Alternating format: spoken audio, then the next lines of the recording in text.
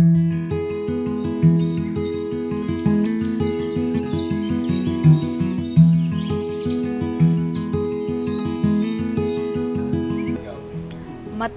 nga kabuntagon mga kapaglaom. Atong hisgutan nining adlaw mao ang atong morning devotional nga naguluhan ang kalimutaw sa iyang mata. Ug ang aton teksto makita sa Zacarias 2:8 nga nag-ingon, kay mao kini ang giingon ni Jehovah sa mga panon. Sunod sa himaya, gipadala ako niya ngadto sa mga nasod nga nanagtulis kaninyo. Kay siya nga nagahilabot kaninyo, nagahilabot sa kalimutaw sa iyang mata. Ang Iglesia ni Kristo, bisan pa mahuyang ug may depekto, mao lamang ang butang dinhi sa yuta diin iyang gihatag ang iyang kinatas-ang pagtagad. Ang Ginoo adunay katawhan, pinili nga katawhan. Iyang iglesia nga mahimo nga iyaha, iyang kaugalingon nga kuta, diin iyang gihuptan diha sa usa ka nahugno sa sala, masupilon nga kalibutan. Ang simbahan nag-iya sa Dios, ug ang Dios kanunay nga mahinumdom kaniya, samtang siya nagbarog sa kalibutan ubos sa mga pagtintal ni Satanas. Si Kristo wala gayud nalimot sa mga adlaw sa iyang kaulawan. Sa paglabay gikan sa mga talan-awon sa iyang kaulawan, si Jesus wala mawad-i sa iyang tawhanong kinaiya. Siya adunay samang malumo, maluluy-ong gugma, ug kanunay gayud nga natandog pag-antos sa tawo. Kanunay niyang hinumduman nga siya usa ka tawo sa kasub-anan ug nasayod sa kaguol.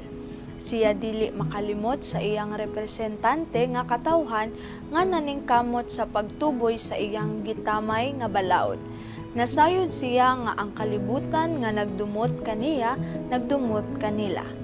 Bisan tuod sa Jesucristo makayab na ngadto sa mga langit, adunay buhi nga talikala nga nagbukos sa iyang mga magtotoo ngadto sa iyang kaugalingong kasing-kasing sa walay kinutuban nga gugma. Ang labing ubos ug huyang gihigot sa usa ka kadena sa pagbati nga suod sa iyang kasing-kasing. Dili gayud niya kalimtan nga siya mao ang atong representante nga siya nagdala sa atong kinaiyahan.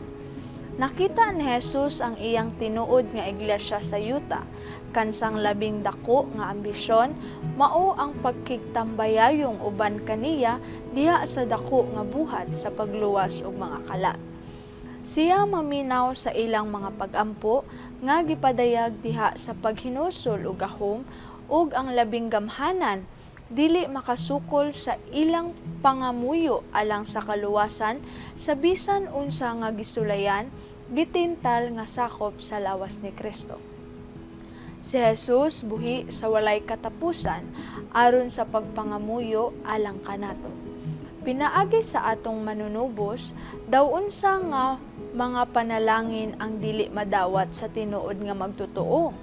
Ang iglesia nga sa dili madugay musulod sa iyang labing grabing panagbangi mao ang labing minahal sa Dios dinhi sa yuta. Ang panaghiusa sa pagkadautan matandog uban ang gahom gikan sa ubos ug si Satanas magbutang og tanang posible nga pagpakaulaw sa mga pinili nga dili niya malimbungan ug malingla sa iyang mga limbong ug mga baka. Apan tinuboy ingon nga prinsipe ug manluluwas, buhat 5:31, si Kristo ang atong representante ug ulo, musiraba sa iyang kasing-kasing o mubakwi sa iyang kamot o malimbong sa iyang saad, dili gayod. Mag-ampo ta mga kapaglaom. Nagaduol kami kanimo amahan uban ang pagkamapainubsanon. Tungod kay kung wala ikaw, wala kami arang mahimo. Niining takna sa kabuntagon, tabangi kami sa pagdawat sa imong giya ug kusog. Hinaot nga makaplaga namo ang imong presensya sa among tagsa-tagsa nga kinabuhi. Ilabi na sa mga kalisod sa panahon.